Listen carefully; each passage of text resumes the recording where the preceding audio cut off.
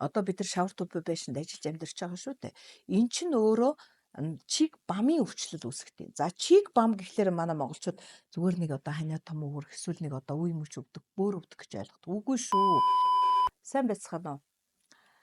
За ойрд үнэхээр бичлэг хийж оруулж чадсангүй. Гэхдээ өнөөдөр бол Улаанбаатарын утаа нэлээ их байгаа. Энэ цаг үед өөрөө ирэхгүй нэг юм хэлмээр санагдлаа. Өөрөөр хэлбэл манай Монголд бол агаарын чанар, гадаад орчны агаарын одоо үзүүлэлт, утаа гэдэг имийг одоо төр засаг манайхаар сонсгол явууллаа, тийм үү? Гэтэл өвөн дээр нэг юм анхаармаар байна. Дотоод агаарын чанар гэж маш том ойлголт байдаг. Энийг ярьж байгаа, хэлж байгаа, анхааруулж байгаа бас мэрэгчлэнгүүд нь үнэхээр бага байна. За яагаад гэхлээр бид нар биш үү те одоо энэ эрүүл мэндийн юуны судалгаа байдаг. Нүүбэлс явуулж ирсэн судалгаа тийм ээ. Тэгвэл хүүхдүүд ялангуяа те дотоод орчны бохирдлоос илүү их бохирддог. За дээрэс нь энэ харшил өвчин бол одоо дотоод энэ амьдарч байгаа орчноос болоод 40%-аар илүү байдаг гэдэг юм янз бүрийн судалгаанууд зөндөө байгаа интернетээр тийм үү. За тэгвэл дотоод орчин гэж юу юм бэ? Дотоод орчны агаарын чанар ямар байх ёстой юм бэ? Энэ дээр бол мэдээч одоо энэ нөгөө барилгын материал нэгдүгürt орно тийм ээ. Хоёрдугаар тэнд ашиглаж байгаа будаг орно тийм үү. Гуравдугаарт нь тэр агаарын солилцоо гэж юм орж ирнэ. Дөрөвдүгээрт нь агаарын чиглэг гэж юм орж ирдэг тийм ээ. Энэ бүгдээрээ дээрэс нь энэ нарны тусгал гэж юм орж ирдэг. Тэгэхээр нарны эрчим гэсэн үг шүү дээ. Энэ бүх юм чинь нийлж агаад дотоод агаарын чанар гэдэг юм бүрддэг юм аа. Тэгэхээр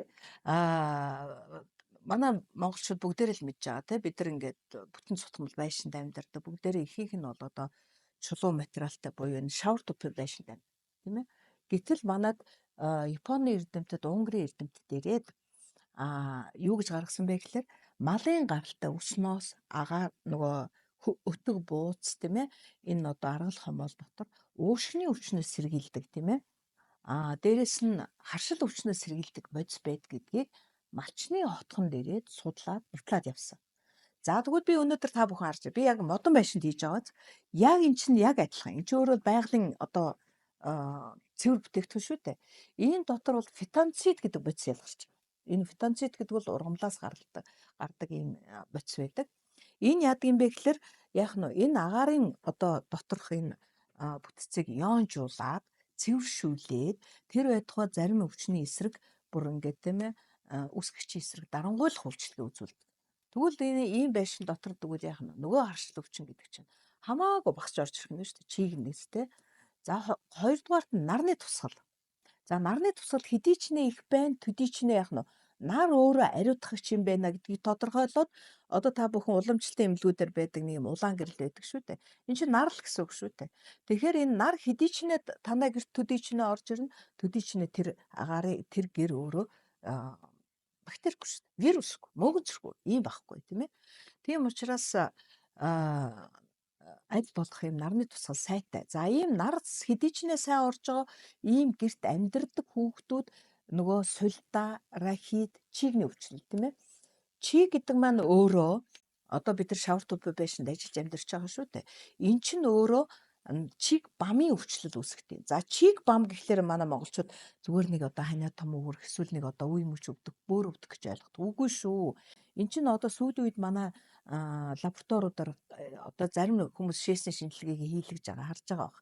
Зарим нөгөө шээсний ерөнхий шинжилгээнд дээр витамин С гарах ёстой хэмжээнээс маш их гарч ийн гэсэн тийм шинжилгээнүүд байгаа.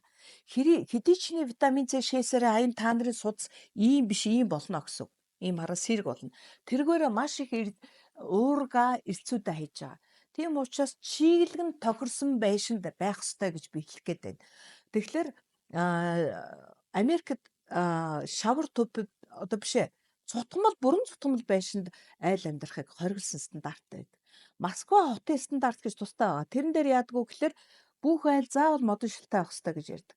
За тэгвэл манай дээр үед манай барилгын одоо эрүүл ахуй стандартаар бүх айл модон шилтэй модон арамтай цонхтой байх хэрэгтэй гэдэг байсан.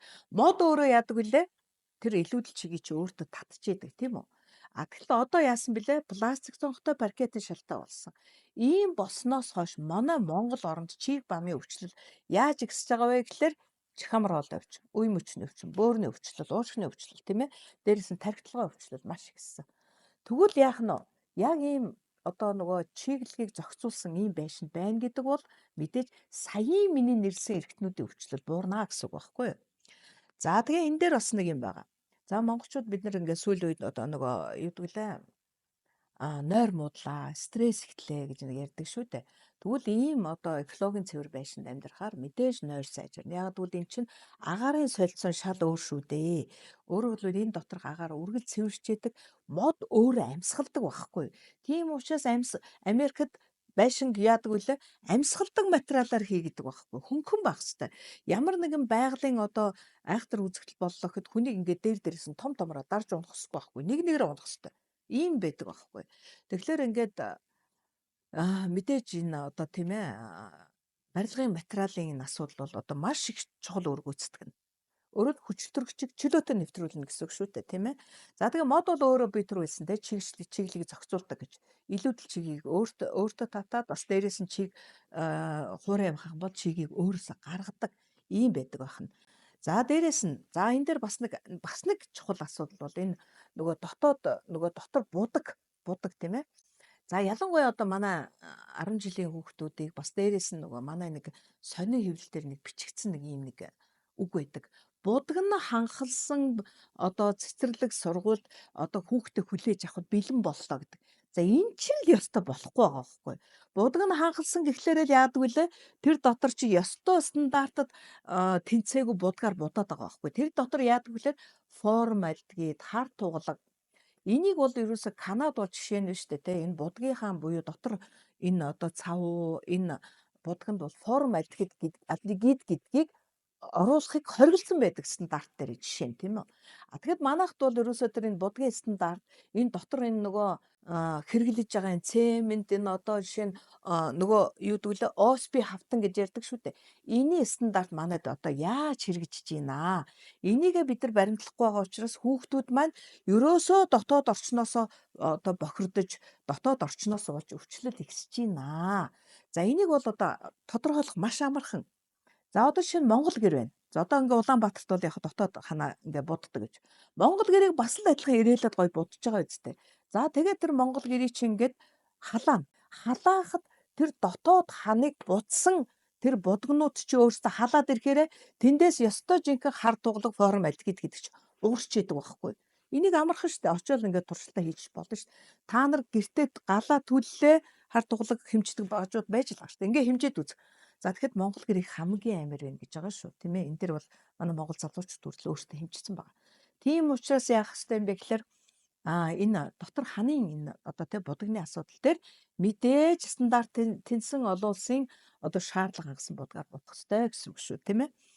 За тэгээд энэ дээр за бас нэг юм байна. Тоосон цор гэж тийм ээ. За энэ тоосон цор гэдэг юм бол юунууд ярьдаг нөгөө паркетын шал. Одоо манайхан айгүй их буруу нэг юу яваад байна. Хевс тавих юм бол ингээл тоос татаад гэж. Гэхдээ тоос татах нь харин зүг байхгүй.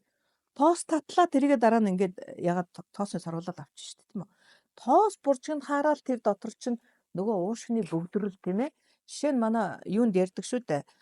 Манай улсын стандарт бол арай ингийн бүх юм өндөрөөр тогтооцсон байдаг. Өөрөөр тоос нь одоо 1 куб метрт 50 микрограмм гэж байгаа байхгүй. Олон улсынх бол 21 микрограмм шүү дээ. Тэгэхээр энэ модон байшинд бол тэр тоос бол маш бага байдаг. Та бүхэн бүгдээрээ мэднэ те. Тэгвэл ингэ нөгөө цутмал байшин эсвэл одоо дотроо нэг шавар тупид байх юм бол тоос угаасаа цаанаас их байдаг шүү дээ. Тэгэхээр энэ тоос ч нөөрэ яд юм бэ гэхлээр зүгээр хүний ингээд уушгинд ороод энэ тэнд бүглэрдэм биш. Тоостойгоо хамт мөөгөн зурчдаг байхгүй тийм ээ. Өөрөөр хэлбэл тэр чийг нь хитрсэн угаасаа тэр нөгөө шавар төв байшин цутгамал байшин гэдэг бол өөрөөсөө хүйтэн чиг ялгаруулдаг материал. Тэр дотор юу үрждэг? Дахиад нөгөө өвчин үүсгэгч вирус, чигний вирус гэж байдаг. Чигний мөөгөнцөр, мөөгөнцөр ч өөрөө чигэнд үрждэг тийм ээ. Бактери байдаг. Өшөө дээрээс нь шимэгч байдаг байхгүй. Энэ дөрөв чинь ороод бидний бид орохороо нөгөө өвчлөл шүү дээ. Тэгээ эн чинь тэгэхээр манай монголчууд чигтэй байшинд амьдрал зүгээр астм боллоо, аллерги боллоо гэж боддог байхгүй. Астм аллергийг чи юу үүсгэж байгаа юм? Саяын дөрөв юм шүү дээ. Тэгвэл чийг нь таарсан байшинд эдгэр чи өөрөө үрждэг байхгүй юу? Тэгэхээр яах нь тоос гэдгийг бити дангаар нь бодооч. Энд чинь өөрөө мөөгөнцөртөг орж ирдэг юм. За тэгвэл тэр чигний мөөгөнцөр чинь орж ирээд хамар хоолоод байрлаад, уушгинд байрлаад цаашлах юм бол бүр эмэгтэйчүүд хүртэл очсон байгаа энэ асуудлыг бол манай Монголд шинжилдэг лаборатори байхгүй. Ганцхан байдгийг шүү Монголд. Тэр лабораторид шинжилүүлж үзэхэд би одоо ирж байгаа бүх хүнийг шинжилүүлж үзэхэд яадаг юм бэ гэхээр бараг 90 гаруй хувьд нь ийм мөөгөнцөр илэрч байна. Өөр эмнэлгүүдэд байдгүй. MGG, интермеч гэдэг юм уу те энэ том эмнэлгүүдэд байхгүй. За би тэгвэл өөрөөр хэлбэл Монгол улсад тэгвэл хоёрхан мөөгөнцөр илрүүлж байна. Нэгдүгээр энэ тарианы мөөгөнцөр, нөгөөх нь чигний мөөгөнцөр тийм үү? Тэгвэл өөр оронд бол бараг 46-аас 40 ясан янзын мөөгөнцөр илрүүлж иш лаборатори гэдэг чинь тэгж хөгжчөөд байна те. Тийм учраас яг хуу чигтэй байшинд амьдраа чиг нь одоо юу гэдгийг астм аллергитэй болчлоо гэж бодъё л дээ. Эсвэл үе мөч нүгдэг, бөөр нүгдэг.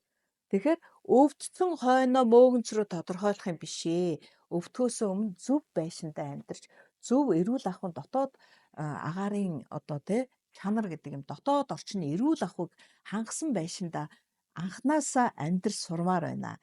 Энэ шаардлагуудыг мэдмээр байна. Ийм мэдлэгтэй болмоор байна гэсэн үг шүү. Үрдээ үлдээх үнэт хөрөнгөйгт нь бид бүтээн Хангал Construction